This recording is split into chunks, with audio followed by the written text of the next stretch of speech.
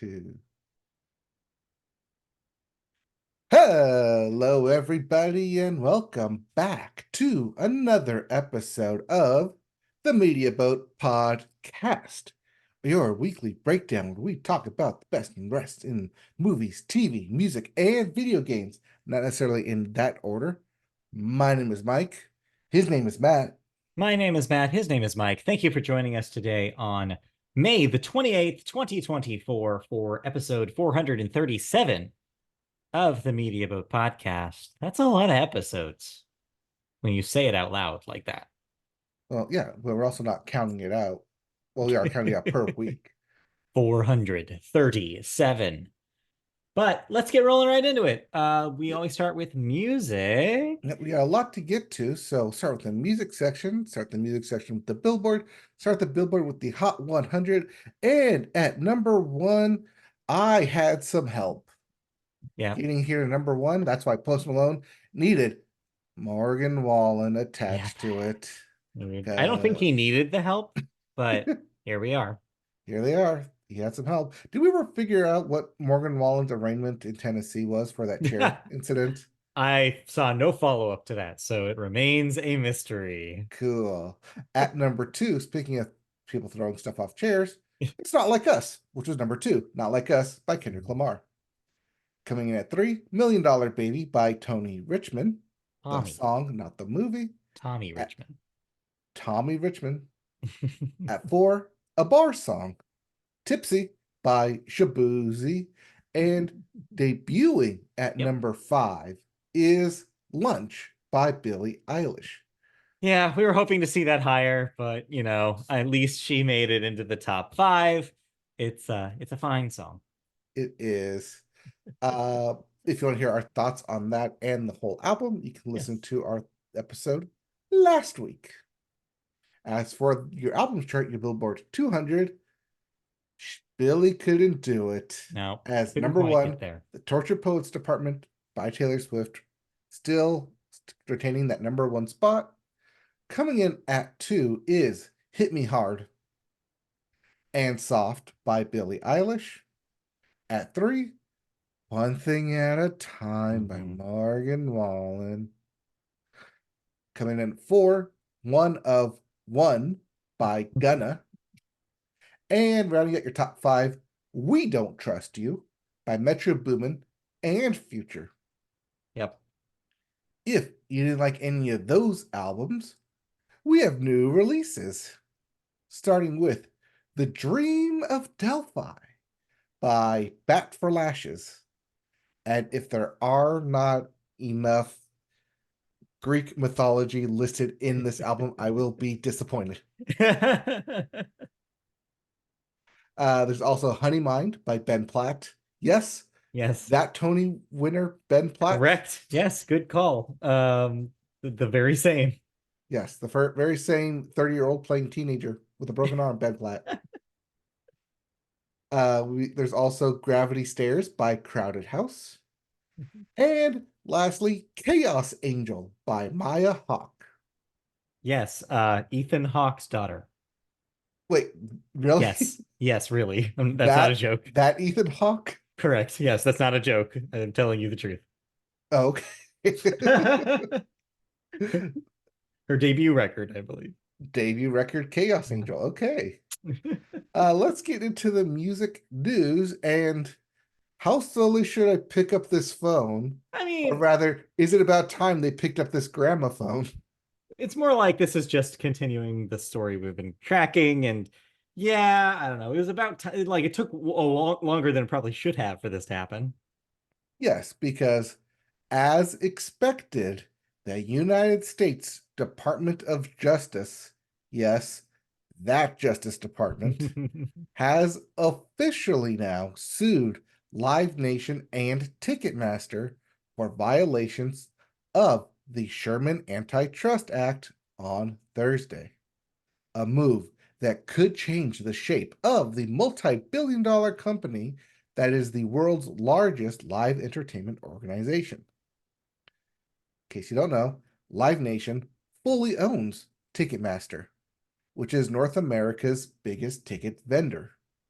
The complaint claims that the company has a monopoly on ticketing through Ticketmaster and that it illegally uses monopoly power to dominate the ticketing business and squash competition. Quote, "It is time to break it up," said attorney Merrick B. Garland in a press conference on Thursday morning.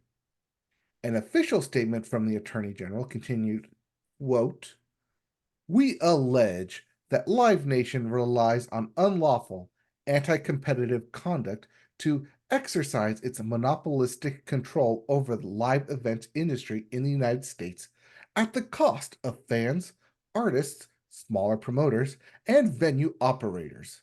The result is that fans pay more in fees, artists have fewer opportunities to play concerts, smaller promoters get squeezed out, and venues have fewer real choices for ticketing services."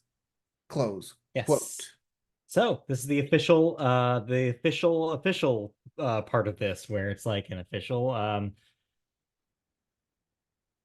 it's action. Official Yeah. action on a Yeah. antitrust for vertical integration here. Right. The last time we saw something on this kind of scale is probably back when the DOJ sued Microsoft back in the 90s. Like that's I'm the going to last say thing I after can think that for of. AT&T Oh yeah, and AT&T. at Yeah, the so end of 2000s when they broke up and all right. the individual cell Yes. companies came out. So yeah, we And then have like slowly some AT&T slowly bought them all back up anyways. well, yeah. So there's some precedent for this, but this is still pretty cool to see this actually happening. Like Live Nation actually taking some actual official action against them. We'll see ultimately how this goes. I think there is a pretty strong case here saying that they do have a monopoly on the industry. I mean, just this week we saw kind of yet another knock-on effect of the monopolistic practices of Live Nation. The other story I almost went with this week, in fact, was about how acts such as, most prominently this week, the Black Keys are dealing with big arena tours that aren't selling, like entire arenas basically with very low ticket sales because they were basically forced into this idea by private equity and by Ticketmaster and Live Nation to be like, well, yeah, surely, like you can, like you're the Black Keys, you can do an arena tour, like you can sell out these seats, and the reality is they can't. Even acts that like that big, like acts that most people know about, can't sell out arenas. They're just too many tickets, and so they're left holding the bag. It's yeah, it's Right, lousy. but then that comes into, is it too many tickets or is the pricing too out there to see them? Possibly both, and that's the thing Yes, they is can they're both be, realizing but both be true. there's a mismanagement of supply and demand here, Hmm. and a lot of that is on Ticketmaster and Live Nation's shoulders because they are the only game in town. It means that there's not a whole lot of options for these artists who want to make like do tours. They're It is basically interesting when like they get when they will be brought in front of the U.S. yeah, Justice Department and have to yeah. claim we are not the big fish in the game. Right.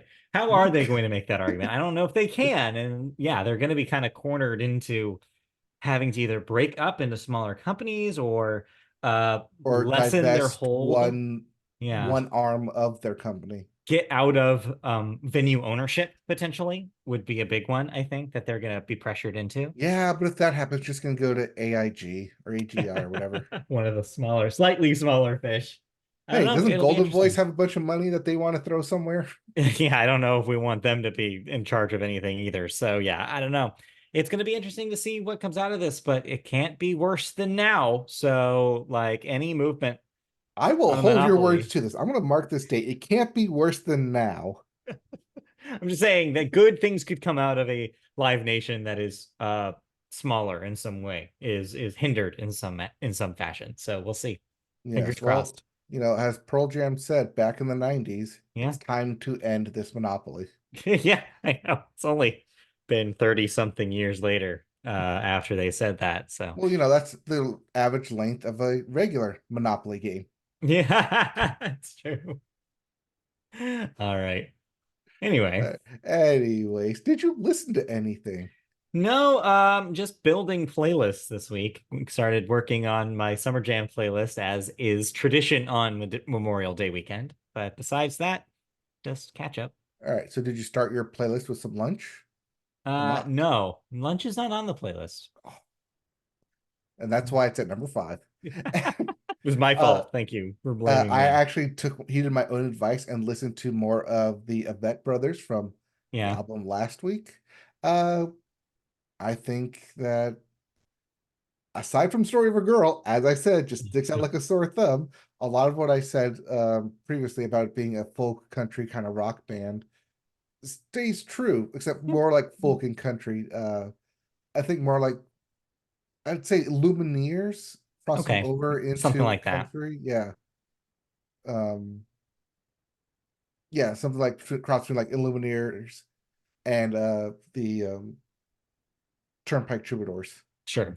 Like right in the middle section there. Okay. So, it's very niche, but also I kind of dig it at times. That's good. Yeah. All All right. right. Let's move on then, shall we? Into video games. And we start with new releases, Yep. including F1 24. This is your Formula One racing. Yes. This is for everything but the Switch. Also coming out, Humanity, Yes. previously a PlayStation exclusive. Well, time's up.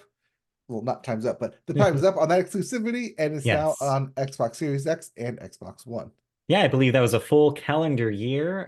So yeah, now Xbox players can try out Humanity. Yep. We also have Tiny Terry's Turbo Trip for the PC. Good name. It's a great tongue twister. Capes, Apes. for everything. You got it. You can play it unless you're Edna mode because no I capes. have a question. Do you think this is about capes like superheroes wear capes, or do you think this is about capes like Cape Cod, Cape of Good Hope, Um, capes? I think it's more like superhero capes. No, I think we're like capers. Capes. Well, if it was about capers, it would be called capers, not capes. Well, no, because if you pull it as capers, then people can think, oh, it's the food capers. I was gonna say, yeah, then you have the question whether it's food capers or you're going on capers, or are Yes. capers going on capers with little Ooh, capes the little capes. behind them. Oh, anyways. Anyway. I don't know what Uh, capes is. we also have Nine Souls for the PC. Souls. That's SOLS, so Yes. your cat is safe. Unless it's a story about a cat, then I worry. But your biggest release of the week is not a new release, it's a re-release of a Yes. re-release. Multiverses is Yeah. out. That's Back. right. What year is it? Well, yeah. Multiverses is back again. It just means that you can play it again. It was taken off of stores 6 months ago, roughly, and Yeah. is now back. I believe there's new characters, some new modes. They refined it a little bit. So yeah, if a fan of multiverses before and you want to jump back in, now is the time. Yep. This is So out for everything but the Switch. And just in case you need a refresher, Multiverses is the Warner Brothers yes, property it's the fighting Warner Brothers fighter. game. I believe you can be Joker now if you are so inclined. If you are so inclined. I am not. So No, but I mean, this says that you can be LeBron James and beat up on the Joker. you know what? That sounds like an okay time. Yeah. So there's that. Or you could reverse it, just be the Joker and beat up on LeBron LeBron James. James. Anyway. All right. Let's get into some video game news, and we Yes. start with a story only you could have found. Maybe. I don't know. I feel like other people care about old stuff like this. But yeah, we're gonna talk about some a console war, but not the current console war. Not the one you're thinking of. No. Let's jump in our time machine and go Yes. back. Let's see here. 20 plus 30, Yeah, no. 50 50 years. years in the making here. Yes. 20 years before you were born, there was actually an actual console wars. Turns out. Yes. The first Involving, one. yeah, Yeah, it has to be the first one, the right? first one. Yeah, the very first console war. Console War One, or as they called it back then, the Great Console War. Nice. You Sound effects. Yeah, Little rim shot for you there. just yeah, no, all for me right here. Just all the face if you're on YouTube. All right. The story, actual story here. Yes. Atari, yes, that Atari Mhm. has acquired the Intellivision brand, effectively ending the first console rivalry dating back to the 1970s. Atari announced today that it had acquired the Intellivision brand and certain games from Intellivision Entertainment LLC, which has been working on the Amico console for a number of Amico. years. Amico, Miko. Amico. Amico. Well, doesn't matter how I say it because the deal, however, will not include the Amico. They did not want to get involved in that mess.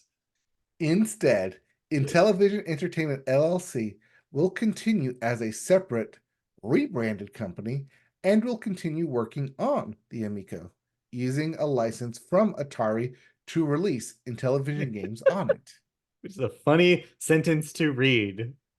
The Intellivision, Intelligent, Intelligent Television console was released by Mattel in 1979 Yes.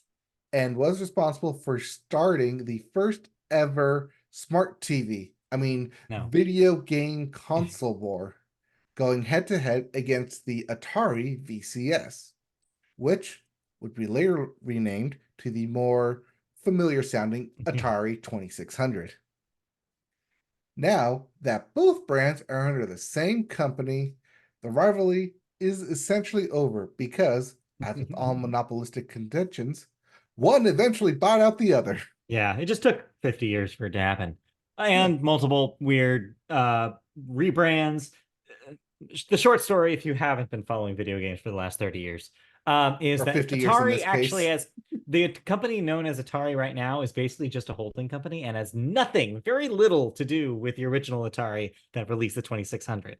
That Atari was famously bought by Warner Brothers, split into two companies, and basically exploded. Um, so yeah, it's a weird story because there's a lot of context involved. If you're wondering about the Amico thing and why Atari doesn't want involved with it, it's because that is a console that the Intellivision holding company was trying to launch for the last like 5 or 6 years that cannot for the life of it figure out how to release. It was also notoriously linked to Tommy Tallarico, which is a name that I'm sure a lot of our audience might recognize from some YouTube essays that have come out in the last few years, talking about all the weird stuff he's done. So yeah, needless to say, Atari probably didn't want to get involved with that part of the business.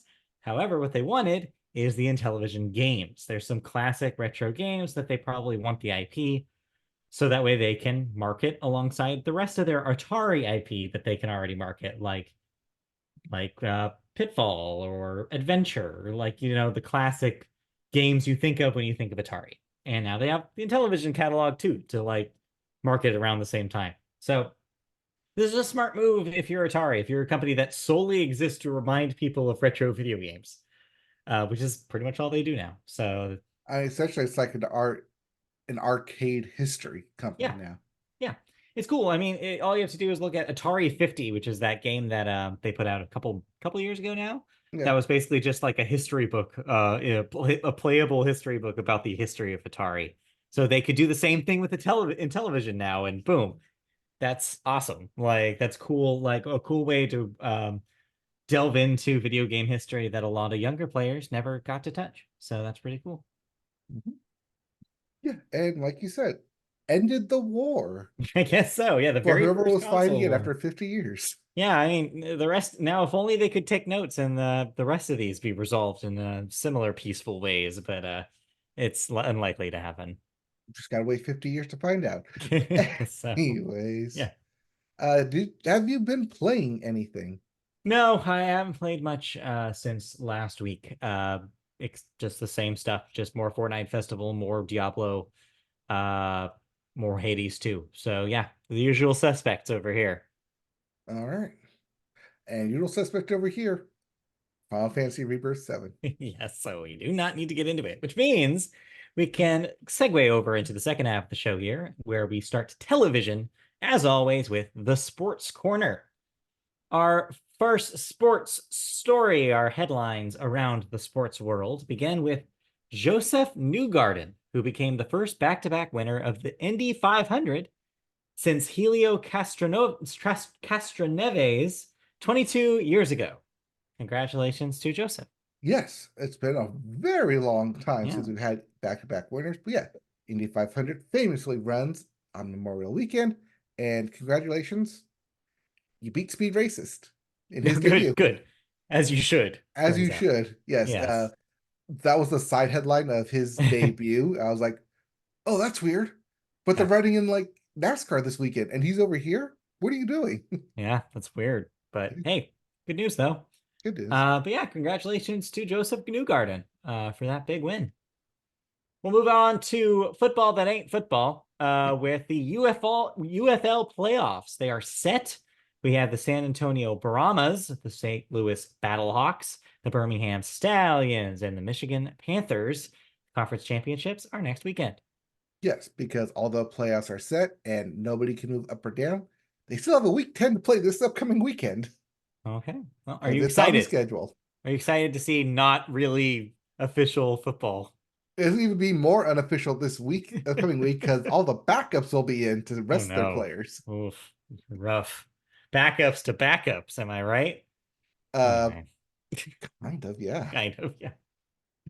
And last but not least in the headlines, Wimbledon begins this weekend. So tennis happening.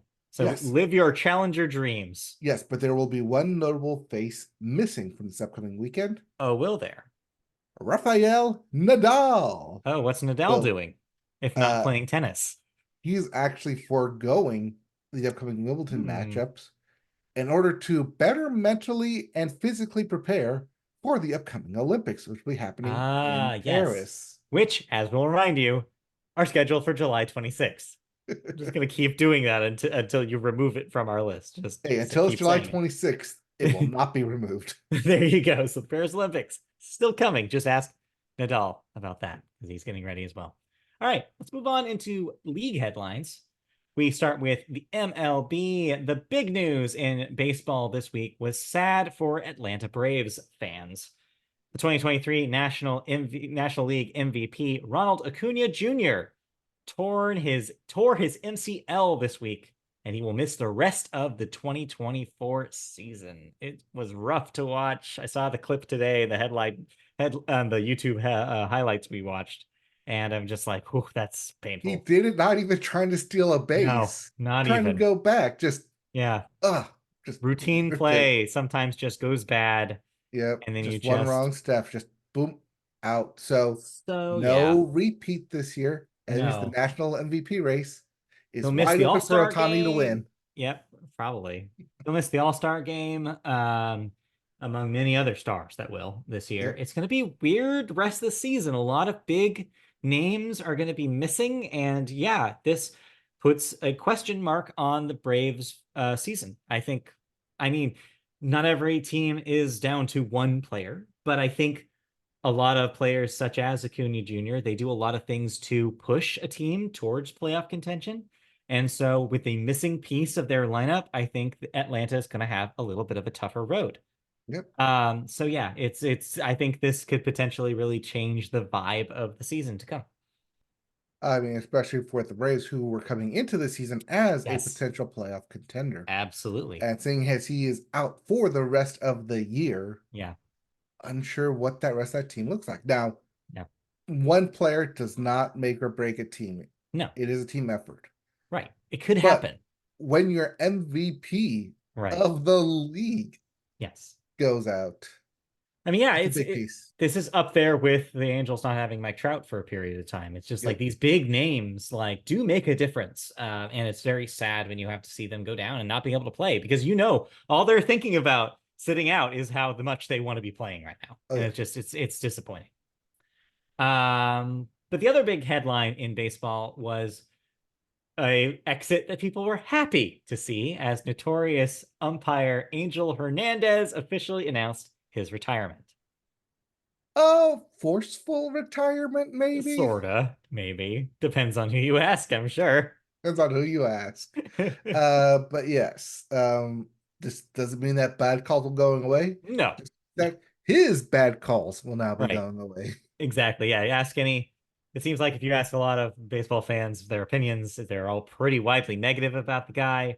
Seems like people are largely celebrating his retirement this week. So yeah, it just goes to show you umpires are hard the third thing to be. Like you have to like your decisions, especially behind the plate, will make or break a team, depending on the situation. And it's easy to hate them.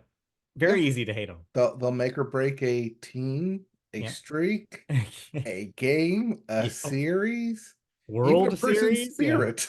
No, yeah, no. Yeah, a lot could go wrong. But the ones who do it well, I mean, should be appreciated. It's just that Mhm. unfortunately, this guy, I guess, had a mountain of bad decisions that led to his reputation here. So we'll see ya. One thing that he never really liked is getting his own call being challenged. Yeah. He I was mean, who always does double really? down, triple down, and even when video evidence was presented to him, on the contrary, Yeah, like that's not how I saw doesn't it. matter. Doesn't matter. Matter. All right, let's move on to the NBA, who has their finals about to happen. The Can I Boston pick up the phone now? You can pick up the phone because you called this one. The Boston Celtics did indeed sweep the Indiana Pacers on their way to the finals. Meanwhile, the Mavericks look to sweep the Timberwolves tonight, unless they can't, and the series continues. Yes. So, yes, Otherwise, I would have called it last week. Celtics versus Mavericks in the right. finals. So that's That's still what's looking right likely, now. It's still really likely, considering pretty the Mavericks are likely, up 3-0. unless the Wolves can pull it out. The We'll have Wolves to have to wait and see. win 4 straight. Well, good luck on that. Let's move on to the NHL. Similarly, their series are about to wrap up. However, there's a little bit more of a challenge in those. Both series are 2-1 right now, which means that they will likely be complete before next week's podcast, but we can't give you a finals today. Nope. I don't know who's going to win because Oh, all these games have been really close, going to overtime even. So we'll know yeah, who's in the Stanley Cup Finals by sometime. next podcast. Yeah, so look forward to that. In the meantime, if you're a fan of college baseball, the 2024 NCAA baseball tournament is here as College Baseball Selection Committee unveiled Monday the 64 team field. Tennessee gets number one seed on that. So, Yep. yep, we'll have to The see. road to Omaha is Yes, finally paved. the road to Omaha. Yes. Any local favorites in the race here? UC Santa Barbara is the Santa number Barbara. one seed in their Cool. ranking. And UC Irvine made the dance too. Hey, Our locals here. our anteaters making it. Cool. Good to Yeah. see. All right. Meanwhile, Notre Dame repeats as NCAA men's lacrosse championship in the champions. So congratulations. Yes, while it was both a repeat, it was a dominant repeat performance. There you go. Just completely sweeping the tournament bracket by double-digit wins. So congratulations. Go for the three-peat now. Yeah. And meanwhile, NCAA track and field championships will happen this weekend. So I don't know why all of a sudden we're covering so many more collegiate sports than we usually do. I don't know. Well, This has been it's a because trend the the end last of couple of the weeks. it's the end of the year. So while a Yeah. lot of them have graduated in May, Yeah. they are still competing Still competing. as seniors here. But I'm okay with it because it's the perfect segue into the story this week, the big sports headline of the week, of course, which was a shoe finally dropping for college sports, Is this going to specifically be college our athletes. can this be our sports story of the year, I think probably? we called this actually in last year's wrap up that Yeah. the road was paved for this to eventually be our story of the year. But hey, let's talk about it. Athletes are getting paid, finally. The NCAA and its 5 power conferences have agreed to allow schools to directly pay players for the first time in the 100 plus history of college sports, 100 plus year history, I should say, of college sports. All Division One athletes dating back to 2016 are eligible to receive a share of the $2.7 billion of back damages as part of the settlement class. If players opt out, which they can, they will give up any money they would receive from the damages, but retain the right to sue the NCAA and its schools in the future for antitrust violations. Revenue sharing is expected to be more than $20 million per school. Quote, this landmark settlement will bring college sports into the 21st century, with college athletes finally able to receive a fair share of the billions of dollars of revenue that they generate for their schools. That was said by Steve Berman, one of the lead attorneys for the plaintiffs. Even though the lawsuit specifically targeted 5 conferences that are composed of 69 schools, nice, including Notre Dame, dozens of other NCAA member schools will see smaller distributions from the NCAA to cover the mammoth payout. Still unknown, though, if the new compensation model is subject to the Title IX gender equity law and whether schools will be able to bring NIL activities in-house. So that's a lot of information, but the boilerplate line is that a lot of college athletes who were not capable of being paid for their performance before will now be able to be paid by the schools themselves. Not just promotions, not just outside deals, which was already trickling in over the last few deals or years. Now it'll be the schools actually paying the athletes. Yeah, that was a big point of contention here, is that the players themselves would have their Right. faces and jerseys and, you know, their persona Yes. being promoted for the school, for the Right. program, while Yes. not being paid for it. So yeah, like your star quarterback appearing on a billboard near the school saying like, come Yes. see this guy play. And Yes. like finally that guy Caleb gets Williams paid. holding his Yeah. Heisman Trophy saying, Right. come watch us, or just even Watch like me. on sports programs. Just Right. because it's run by the school, they don't get paid for it. Yeah. Until now. Until now. Yeah, this is great news. And yeah, I'm glad that some of it's somewhat retroactive because a lot of players that should have rightfully been paid for their image. Looking at you, Caitlin Clark. Exactly. So this means that athletes like Caitlin Clark, who are just under the wire here, will actually get paid for their promotion. Going back to 2016, I mean, yes, part of me does wish we went back further because there's a lot of people who were screwed by that beforehand as well. However, you can't have enough money to go back the 100-year history of college sports. So you have to do what you can, and I think that's a fine cutoff for now. I think it's roughly 10 years because Yeah. this doesn't activate until next year, Won't kick in 2025. until the 25, So 26 they're season. saying within the Yeah. past 10 years, which is why they're saying 2016. Right. But still, it's movement. It's a good step. I think this is really important, and it's what they should have been doing in the first place. Is like there's so much money in college sports, and none of it went to the people who actually played it, which is absurd. There's no industry like that, except for maybe music. Anyways, Hey, hey, we already did the music section. we already Anyways, did that. Power Five conferences. Those are the Yes. SEC, Yes. ACC, Big Yes. 10, Big 12, Pac 12. Well, what remains Anyone of it? out, yes, anyone that's outside of those 5 Yeah. were not a will not be a part of the $20 million per Right. school. Not Well, this. Yeah. including Notre Dame, because they're technically not a part of any conference, but that's why it says including Notre Dame. Right. But yeah, it's movement, and movement is good, is what I will say. Yep. But then again, this settlement is just from the NCAA itself. This has nothing to do with the broadcasting rights Right. that That's are different. being purchased and sold and bought and moved around Yeah. by the conferences and the NCAA. They Right. purposely wanted to keep that separate. That's why in here, if players can opt out from the settlement, they can still sue because it is a blanket. If they accept this money, it Mhm. is a blanket. I will take this money and I will not sue the NCAA for anything else. Right. So there's a lot of articles out there that say, yes, this is a good step. So because they're paying 2.7 billion. But they're paying 2.7 billion because there is the very real chance that they don't want to end up paying More. 10 to 50 billion Yes. dollars. It's smart. It's smart move to get ahead of that. Yeah, it's But yeah. smart for NCAA. I don't know if it's smart for the players, Right. No, but but at least it's just the NCAA way of saying we recognize that if we pay out now with this money, Mhm. we won't have to pay out later with this money. Yeah, and I'm glad you pointed that out because it's a good reminder that this is only a part of the fight. Like this is only a piece of the pie that they're not getting money from. And so Right. they'll just continue going through to see how we can figure out how these players can actually get paid for that whole pie. And maybe And someday. yep, also of note here, this payout here has nothing to do with the union lawsuit. That's No. also going on. That is a Right. completely separate thing that the NCAA is fighting as well. Yep. Keep getting those slices. Keep getting those slices. The whole Yep. pie is almost yours. All right, let's move on. No television shows to talk about this week. Any watching anything? We've been, as I said before, we've been watching Hacks.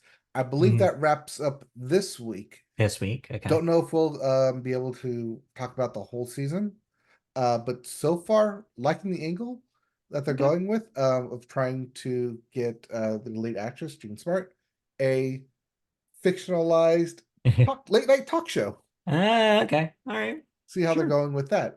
Sure. As they the first season they just did straight up stand up. Second season they went on the road and toured. Now they're tackling late night television. It's an interesting avenue that they're writing themselves into. Like, Yeah. hey, we have a platform. Let's talk about this. Okay. Yeah. Well, we'll see how it wraps up. So you'll talk about that next week.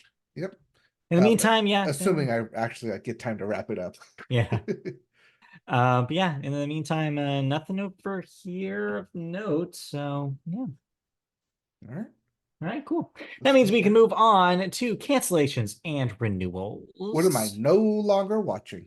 You're no longer watching The Girls on the Bus, which was canceled just after one season on Max. That was about The journalists journalists, politicians. following a presidential campaign, I believe. Yep. Worst Roommate Ever apparently continues to be bad because it will be renewed for a second season on Netflix. So sorry, your roommate is not moving out Apparently anytime soon. wasn't the worst roommate because you let him stay for a second season. Tires on Netflix, which Netflix keeps serving to us for some reason, will get a Same. second season. Yeah. Same here. They're like, Oh, hey, watch tires. this. Watch Tires. this. They got a Uh, second season. Drops of God will get a second season on Apple TV Plus. Not Drops of Jupiter. That's completely different. Nope, that train Uh, got derailed yeah. last week. Ha, ha, ha.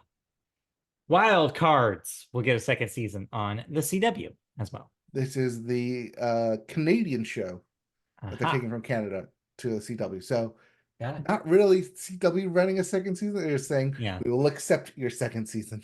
Right.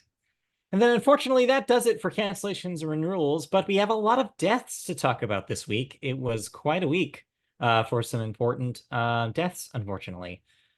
We start with probably the biggest one this past week. Richard M. Sherman, age Maybe the biggest one 95. in your household. Personally, yeah. Age 95, a incredibly legendary songwriter for Disney, wrote songs, famous songs from Mary Poppins, The Jungle Book, Chitty Chitty Bang Bang, among many, many others. If you think of classic Disney songs from the 50s to the 60s, you're thinking about Richard Sherman's work. So much of that was him. Yep. The Sherman Brothers work. Correct. Yes. Um, Also named after Sherman Way, which is what Disney's Burbank Studios is Yes. currently off of. Right. Incredibly important to the studio, incredibly important to the art of the music of like the film musical. Mhm. Like Jeff definitely like a legend of musical songwriting lost. But yeah, 95 though, that's a pretty long healthy life. So yeah, Yep. that was Now he joins his brother. yes, who had previously passed. Yep. All right, let's move on. In the movie world, we lost Morgan Spurlock this week, age 53, mostly known as a documentary director, famous for the McDonald's Eat-a-thon Super Size Me, as well as lesser known ones, but such as in the World is Osama bin Laden and 30 Days. He had some TV shows as well. He was pretty much a That's what the 30 well-known, days was. It was a TV yeah, series. a pretty well-known documentarian, but most people just remember him as the guy who ate all that McDonald's. Yep. Um, Unrelated, by the way, this death to the McDonald's consumption. But still, yeah, young at 53, and sad to see him go. Yeah. Having some wow, it's That came out in 2004. 20 years Yeah, 20 years hindsight ago. of Super Size Me. Yeah, There's a lot of varying opinions on that movie now than there were when sure. it first came out. Oh yeah, but it definitely made an impact when it was there. It is responsible for supersizing not being an option at McDonald's shortly after that. It's So also responsible for a lot of the salads and healthy alternative options at fast food restaurants. yes, so he did make an impact, which goes to show you that even filmmaking can like build a legacy for yourself. It's a powerful medium, turns out, Mhm. and documentaries are a perfect example of that. Let's move on to the world of television, where we lost Johnny Wachter, age 30, very young, jeez, actor on General Hospital, so a soap opera star. That's sad. Soap opera star on the rise, Mm. gunned down in his Oof. apartment building. Oh, that's sad. Yeah. Similarly, young, we lost Grayson Murray this week, a two times PGA Tour winner. Did you see Grayson Murray play some golf then? I did. I saw him win one of those Mm, two PGA tours. mm. He was actually in the tournament this past weekend, withdrew on Thursday, and then was pronounced dead the following day. Oof, that's So sad. very sudden, very out of nowhere. Yeah, But yeah, just those are two yeah, 30-year-old, um, presumably healthy yeah, men, just yeah. boom, Just gone. sad ends. Yep. Also, in the world of sports this week, I saw all sports Twitter mourning this loss. This was the big one in This this was yes household. for sports this week certainly. Bill Walton, age 71, three times Naismith College Player of the Year, two times 30-0 undefeated seasons, NCAA men's basketball record holder for an 88 game win streak, a two times NCAA champion, first overall pick in the 1974 NBA draft, two times NBA champion. We're going chronological order, I see. I like this. Yes. NBA MVP, a NBA 50 Greatest Players member, a Hall of Fame basketball player for the Portland Trail Blazers and Boston Celtics, and last but not least, an Emmy winner for Best Live Sports TV Broadcast in 2001. So a full life of sports records and legacy lived in 71 years. He was John Wooden's best friend. Well, he also played for him, but he considered himself his best friend. Mm, Uh, the ESPN 30 for 30 documentary, The Greatest Man That Ever Lived, is mm, about Bill Walton, mm. and it covers all this and more. Jeez. Especially, he is a well-known, well-famous Deadhead for the Grateful Dead. Yes, I saw that as well. It popped up on the Variety Music News. I was like, why? I was like, oh, I clicked into it. I was like, Because he oh, goes to literally every wow. concert. Wow. Wow. Okay. Well, pour one out then, regardless of what fandom you have, whether it's Yes. basketball or the dead, for Bill Walton. But yeah, what a career. Yeah, what a life. Will be will be greatly missed. Yeah. In his later year, he was the college commentator for ESPN Ah, basketball. got it. So Okay. if you ever watched college basketball, ESPN, he was probably covering it. So lots of people know him. Lots of people also know his son, Yeah. Luke Walton, who played for the Lakers and then coached the Lakers, which is funny for LeBron because that means he both played with him and then got coached by him. Yeah. Trippy. Yes. But yeah, he will be missed for sure. Get ready for extreme manly man tears at the ESPYs. Oh, yes. All right, let's move on to the last segment of the show. We made it to movies, which is we always start with the weekend box office numbers. And yes, it was the story that was repeated for days about how this was going to be the weakest Memorial Day weekend in the box office in almost 40 years. And unfortunately, that did happen. Your number one movie this weekend was Furiosa, a Mad Max Saga, which only made $32 million, which, yes, is both lowest in a long time for Memorial Day weekend and also lower than the opening of Mad Max Fury Road, the previous installment in the same franchise. This is also accounting for the 4-day weekend total. Yes.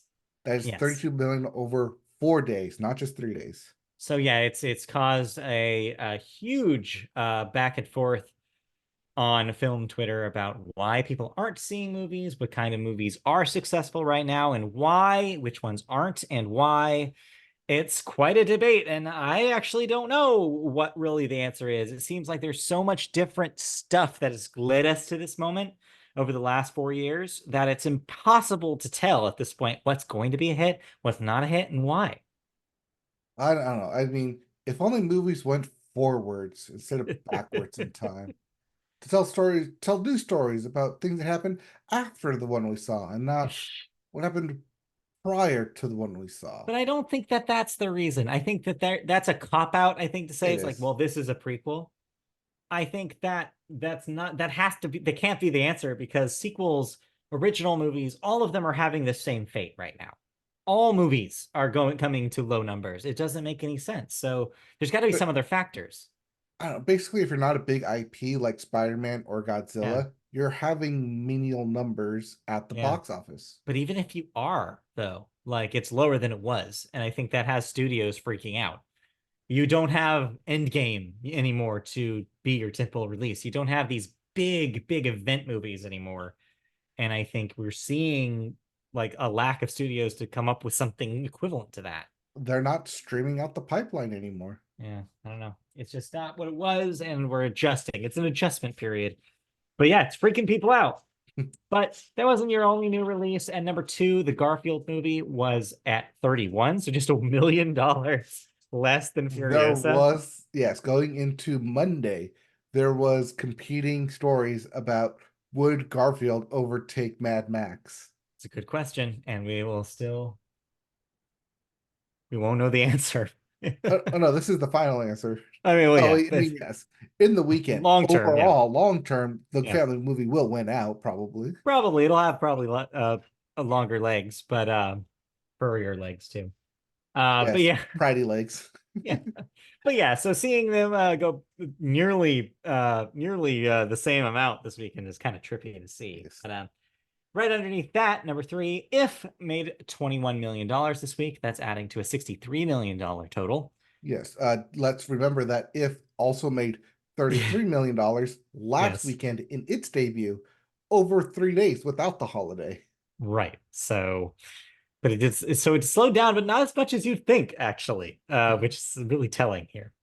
Number four, Kingdom of the Planet of the Apes with another $17 million. That's at 126. Mm-hmm.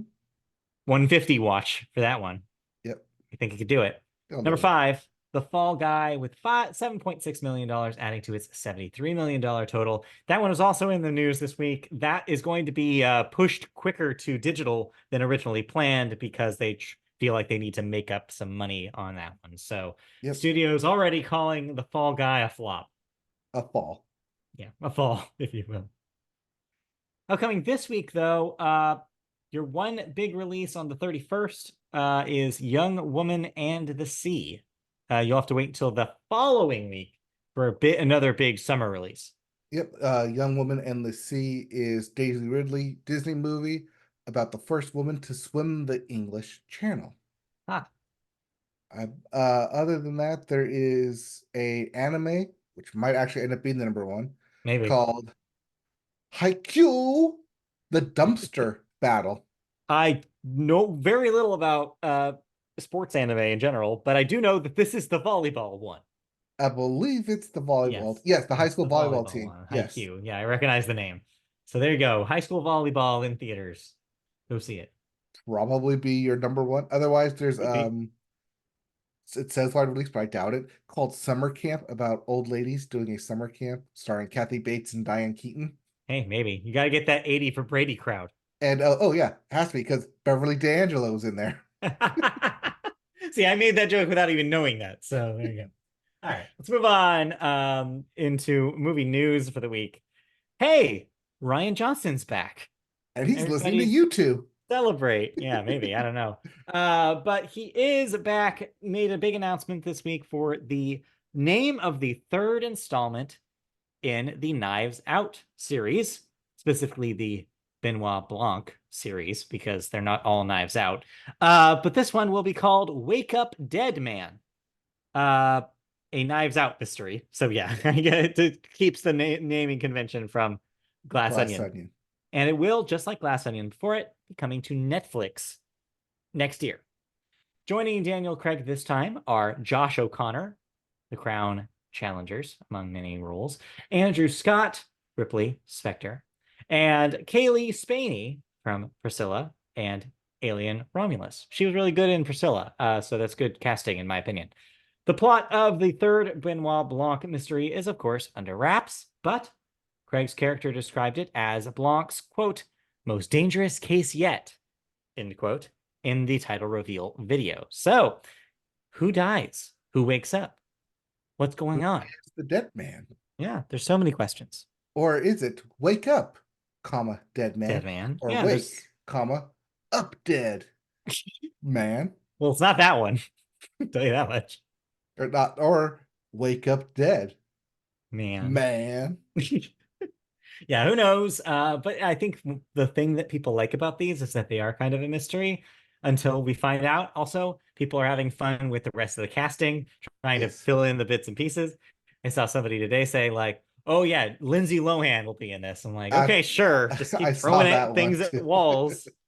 I don't know. Could be true. I don't know. I don't know anything. See, So I we'll saw find that out. Lindsay Lohan one, and then I tried to like verify it, and I couldn't. So But no. just people are just I having think fun out everybody there. is just wish fulfillment casting right now, Yeah, but we'll see. But yeah, I'm excited for another one of those. Those last two were really good, and I'm looking forward to a third. will be interesting to see if this one also gets a theatrical release Yes, because that's like a how we limited saw. one. Yeah, that's how we saw Yes, Glass Onion. we were lucky enough to see a limited release theatrical run of Glass Onion. So hopefully we'll do it Yes, again. it's where we saw Plane. Yes, Plane. Oh man, I'm so mad they didn't make Plane 2. Anyway, all right, let's move on. We watched some movies this week. This is usually the thing that we don't do, but somehow we came in swinging with three different movies to talk Yes, about. we did. All right, tell Three me. very different style movies too. Oh yeah, three very different movies, but we'll start here. We were talking about documentaries earlier. You watched a documentary about a millennial favorite.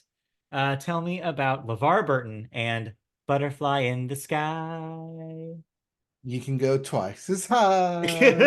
We're not gonna sing the whole thing. Don't worry. You don't have to Well, take your earpods out. it's okay. You just have to take a look in this documentary Right, about yes. reading Rainbow. Reading Rainbow. We saw this on the list here on whatever service this was, and Netflix. Netflix, and we were thought about watching it, but what's in Butterfly in the Sky, colon, the story of Reading Rainbow?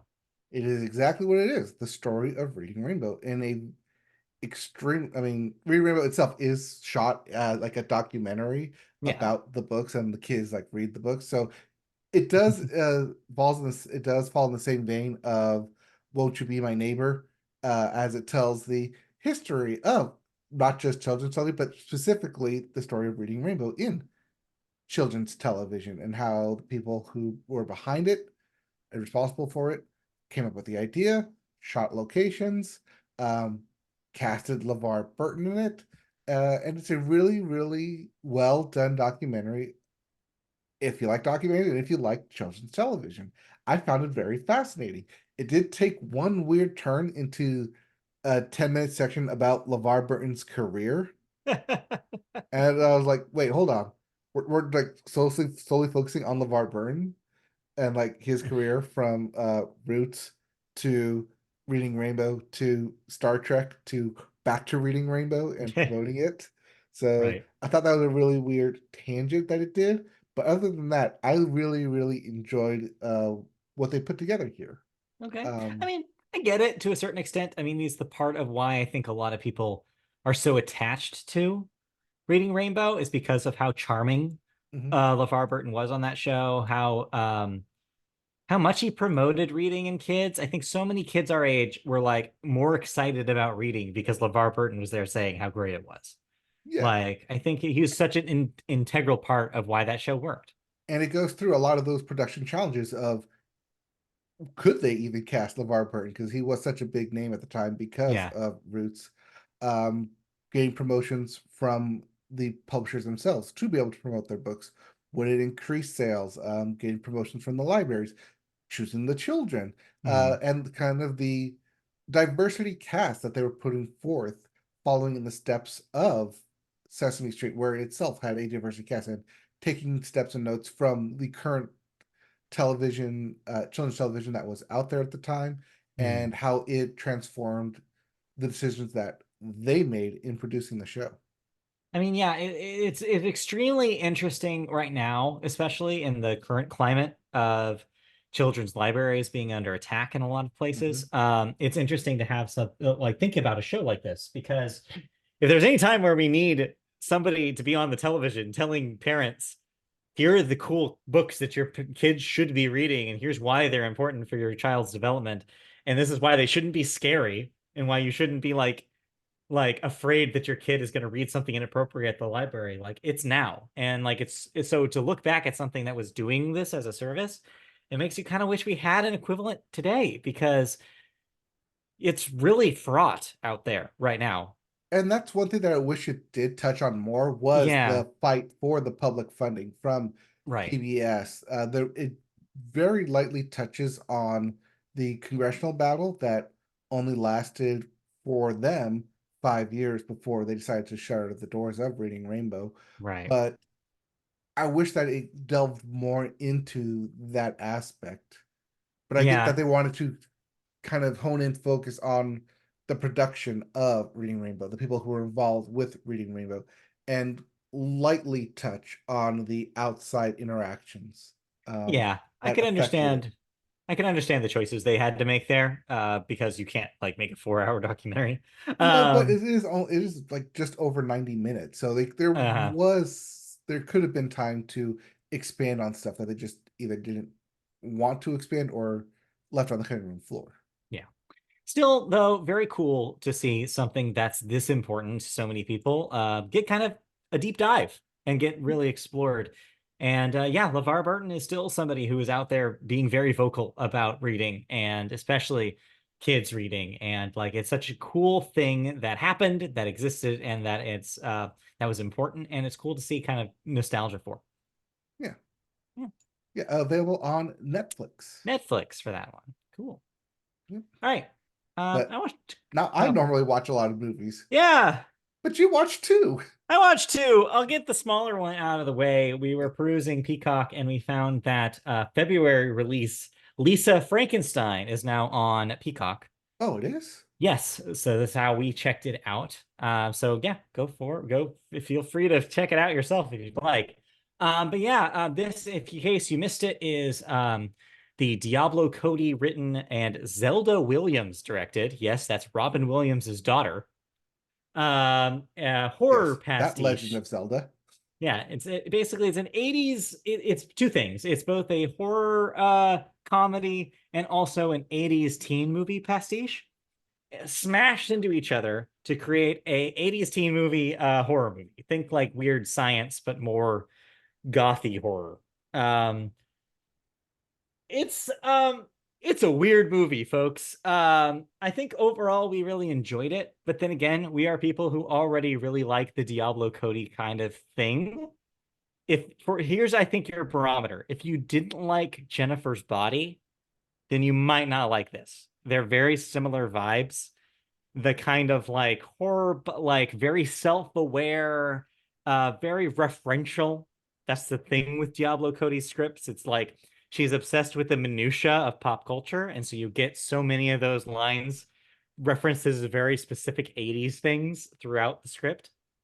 I think it's doing some interesting things with the horror stuff. I think it's doing some interesting things with like the idea of like um a kid who is like such a social outcast that maybe she like leans into the like the goth aesthetic of the time a little too much. But then it does something, it throws a curveball in Act Three that I did not expect, and it does not end in the way that you think. This is not a movie that cares about your emotional arc for your character. Let's put it that way. It's a movie that's very much about a vibe and very much about a tone more so than it is about story. So just know that going in. But if you're cool with that, if you just want to be in kind of an 80s horror thing for a while, it's a okay hour and 40 minutes to spend. I don't think that Zelda Williams is a particularly talented director, is what I will say. I don't think the movie looks any special, like doesn't do anything special visually as much as it could. And it's probably not Diablo Cody's strongest script. But if you like her, you'll probably like what this is doing. I'm getting a lot of like 80s kind of Mhm. Beetlejuice vibes with it. Beetlejuice is a fair comparison, but even Beetlejuice is a little bit more fantastical than this. Okay. This is less of the world building, the world of the dead kind of world building. This doesn't care about that stuff. This just cares about here's a teenage character. You're going to be in her brain for a while. You're going to deal with her shit, and she's going to deal with it badly. And basically, that's the story that it wants to tell. Okay. It's I fine. mean, I was gonna ask if it compared to Poor Things, about just based off the It little is a intro, but it's completely different completely movie different than Poor take on Things. Poor it. Things is operating on three different layers more than where Lisa Frankenstein is at. Yeah. This is more of a I'm just gonna cook up some popcorn and watch this very silly, lightly violent horror comedy thing for a little bit. Okay. So yeah, your mileage may vary on it, but if you like Diablo Cody's kind of writing, I think there's enough of that to hang on to that it's a fun watch. Okay. But that's not what I want to talk about, of course, because I saw a way more important movie that I need to talk about. But I won't Yes. go too long because we're You were part of the $32 yes, million that I was was. Furiosa, a I was Mad trying Max to saga. I was trying to push it right over the edge when I saw those headlines about how it was going to underperform. I was You're like, not like, if I can help it. yes. And it because you're went on a Monday, it's like I ain't seeing Garfield because he hates Yeah, Mondays. yeah, he hates Mondays. Yeah, I saw Furiosa: a Mad Max Saga. This I've been waiting for a very long time. I was a huge fan of Fury Road, the last Mad Max film. George Miller is a singular director who's the only one really doing the thing that he does right now. Just high octane, a lot of physical effects, a lot of practical stuff, a very specific eye for action sequences, and just a complete disregard for what you think should be in an action film. He doesn't care. He wants to make the thing he wants to make because he's been making it since 1984 and he continues to make it. And there's a reason why people keep letting him make them because he does it so well. Like, obviously, you can just think about the reaction to Fury Road, which was, "Holy shit, you can still make movies like this?" Question mark, question mark, question mark. It blew everybody out of the water. Even Oscar nominated it several times. It was like it's such a moment when you think of like moments in action filmmaking. Fury Road was the last big one. Yeah, the chase scene with the Mm-hmm. I mean, everyone it seems like everyone kind of makes a pastiche about it, Mm-hmm. whether it's like a bus or a train or a rail, that if there's a fight sequence with cars surrounded it, hell, Yeah. even Moana that came out like the Yes. year after it Directly referenced directly referenced it. in one of its biggest action scenes. It's like that's the thing. It was such a like a mark in time for action cinema.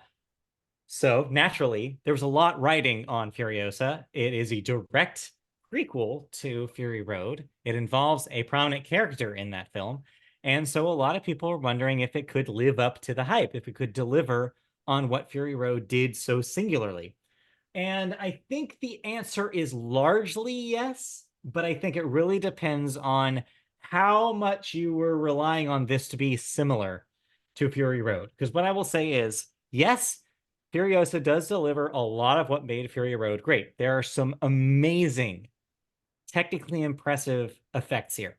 There's more CG this time, but I don't think that's necessarily a bad thing because I think the way that George Miller shoots these scenes makes even the stuff that you know is art generated by CG still look crazy and amazing and unlike anything you've seen. I think if you're coming in worried that the lack of more practical effects is going to take you out of the film, put those worries aside because he still has such an eye for how these things should be framed, what should be happening where, that it doesn't matter. He does it so masterfully that I didn't notice. I didn't really think about it. It didn't take me out of the moment. What I will say though is that they are still very different movies at their heart. I think Fury Road is, I think one way you could say it is a fuse that starts at minute one and just continues to burn till the end. Furiosa is more of a winding road. You don't feel that complete momentum. It's a movie that slows down sometimes to catch you up in a way that Fury Road didn't really do. There's not a lot of quiet in Fury Road. There are some moments of quiet in Furiosa, and I think that it makes it a different texture. And I don't personally think that's a bad thing. They're different movies trying for different vibes about different subject matter. It really cares about its title character.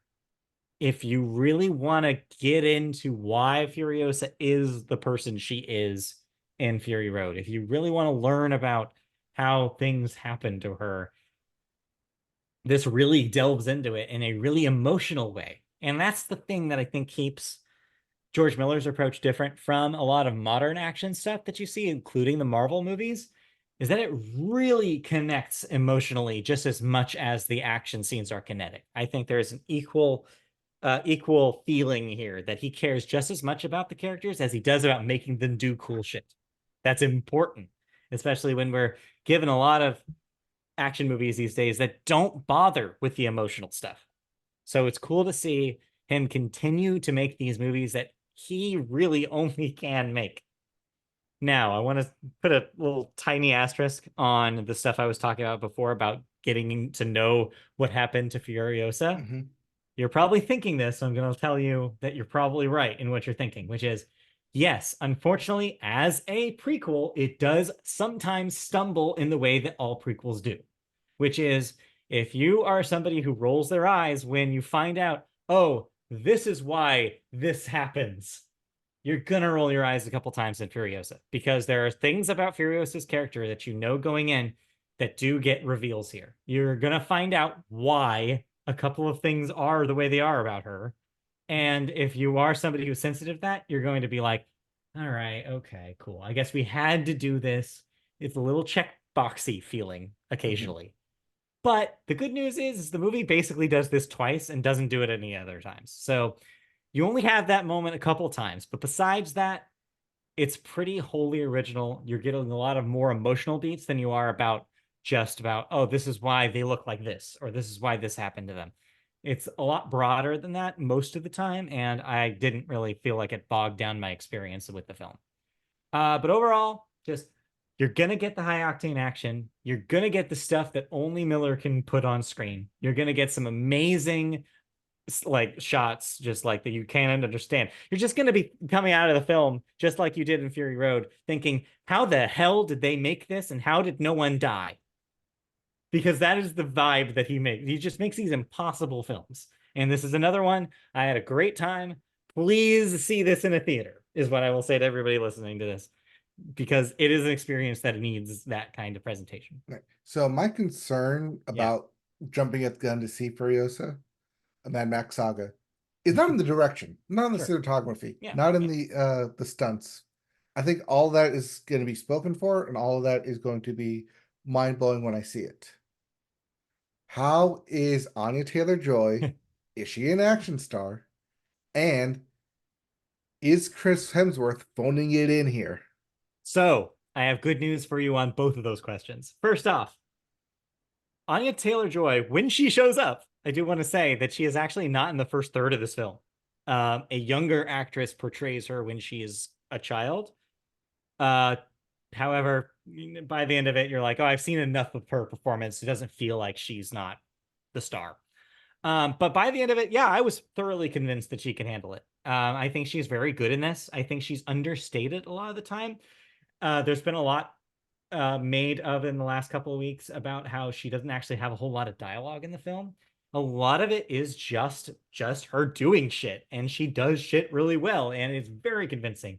But even when she does have to deliver dialogue, I felt she was just as good at it as Charlize Theron was in Fury Road. You're seeing a lot of that same edge. You're seeing a lot of that same power in the performance. So yeah, I'm sold on Anya Taylor-Joy in a way that I wasn't going into this. I definitely think she was capable and I think well cast. I think there's a reason why they put her in this film. Definitely a different dimension of Anya Taylor-Joy than you're getting in, like, in previous performances. Like, this is definitely, I think, a new side of her that I'm welcome to see. Okay. As for Chris Hemsworth, I think overall, I think I really enjoyed his performance. But if you're going in thinking this is going to be like very serious, maybe tweak that. It is a comic role in just as much as it is a scary role. I think he's able to portray that dichotomy of being very funny and kind of a weird dude at the same time as being a potentially very scary dude, especially towards the end of the film. He plays both sides fairly well. When he's in comic mode, though, I did find myself thinking a lot about um uh Thor. no, it's actually a different kind of comic performance than Thor. And I want to hit on this is where I think the difference is in. Think less Thor in the Marvel films, think more Johnny Depp in the Pirates of the Caribbean films. Weird. Yeah, there's a swagger to him. There's a vibe. He's a personality with a capital P in a way that he's not really with Thor. Like Thor's a guy with a personality, but I feel like this is more of a very clear idea and aesthetic for a character, and it's very much that kind of performance than it is compared to a superhero film performance. And yeah, I was impressed by it, honestly. By the end of it, I was like, yeah, that was a convincing thing that he did because it's not just the comedy of it, it's also the intimidation, and he's able to pull off both in what I think a pretty like impressive way. So I came out of it thinking that they both were pretty well cast here, and it didn't take me out of the film that it was them. Okay. Because that's my main, Yeah, like I said, that's my main kind of that's itch going fair. into it, is that in the promos for it, it does seem like Hemsworth is just there hamming it up, He is being definitely having it up. I'm not going to okay. say that he is not. However, I think he's successful in doing so. And I think that he paints a picture well enough that it didn't like make me think, oh, here's Chris Hemsworth again, So Okay. it worked for me. All right. Maybe I will check this out. Yeah, it's an absolute recommend. I had a blast with it. I think at the end of the day, yes, is Fury Road a slightly better film? Yeah, but I think that it's another issue of lightning in a bottle. You're not going to get the exact thing twice. And Mhm. so anybody who's being like, well, if it's not a 10 out of 10 all timer like Fury Road was, then it's going to be disappointing. Dude, like, calm down, is what I have to say to that person. Not everything is going to be perfect. And I think that a lot of why I think a lot of people thought that with Fury Road is because of how out of nowhere it felt, how how of a moment it was. This obviously has the unfortunate onus on its back of coming after that film. And so it's always going to be seen as something lesser. But if you're willing to take it as what it is and what it's doing for what it is, I think it's an incredible time and easily just as fun as that film. Okay. You convinced me. I'm going to try and find time to see it. Cool. All right. And so should you. But after you listen to more Media Boat Podcast. Yes, but you can do so in all sorts of ways because we'll wrap up this show, but we'll have more coming this week and the future weeks if you want to find out more for yourself. You can go to YouTube and search for our channel by searching Media Boat Podcast there. You can click the subscribe button to subscribe. You can click the bell for notifications when new videos go up. You can also find us on audio podcast sources such as Apple Podcasts, iHeartRadio, Spotify, wherever you listen to podcasts. We're there. Search Media Boat Podcasts. You can also find us on social media channels like X/Twitter, where we're at MediaBoatCast, Blue Sky, where search MediaBoat, you can find us there, Twitch.tv/MediaBoat, where you can see us play video games, including Mike playing through Final Fantasy VII Rebirth. And you can also find us on the web at MediaBoatPodcast.com, where you have a written archive of all our podcast episodes, as well as some special stuff that's only on the site. Then, last but definitely, sincerely not least, you can find us, you can ask us questions, give us feedback, leave us comments by emailing us at mediaboatpodcast@gmail.com. With that, we'll be back next week for a whole new episode of all sorts of new news and thoughts. So look forward to that. Yep. We'll be back with more news, more thoughts. who will be in both the NBA and NHL finals, You can say. as well as more TV thoughts. Yep. See Okay, you then. bye. Bye bye.